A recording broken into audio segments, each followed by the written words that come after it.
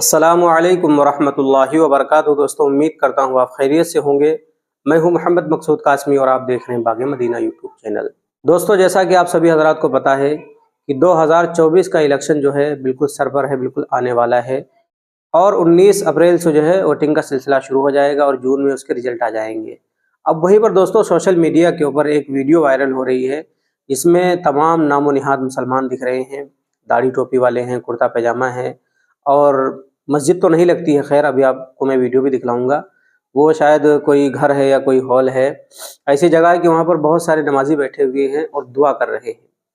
पीछे चंद लोग जो है, जो इस वक्त मौजूदा प्रधानमंत्री नरेंद्र मोदी हैं, उनका फोटो लिए हुए 3 लोग खड़े हुए हैं और वो मुसलमान जो है दुआ कर रहे हैं और दुआ में कह रहे हैं कामयाबी के लिए कि अल्लाह मुसलमानों की मदद फरमा, अल्लाह 2024 का इलेक्शन आने वाला है, नरेंद्र मोदी को कामयाब फरमा। इस तरीके से दुआ की जा रही है। तो दोस्तों, मुझे नहीं पता कि ये वीडियो कहाँ की है। अगर आप लोगों को पता है कि ये वीडियो कहाँ की है, किस जगह की है और कौन लोग हैं ये, कहाँ से आए हैं, तो इस बारे में जो है नीचे कमेंट ज़रूर कीजिएगा। और मैं अब आपके सामने वो पूरी वीडियो दिखाने वाला हूँ, आप उसको देखिए और सोचिए कि ये कौन लोग हैं। फिर आपका इसके मुतालिक क्या कहना है नीचे कमेंट कीजिएगा और पहली बार चैनल पर आए सब्सक्राइब भी कर सकते हैं। चलिए दोस्तों, वीडियो को देख लेते हैं।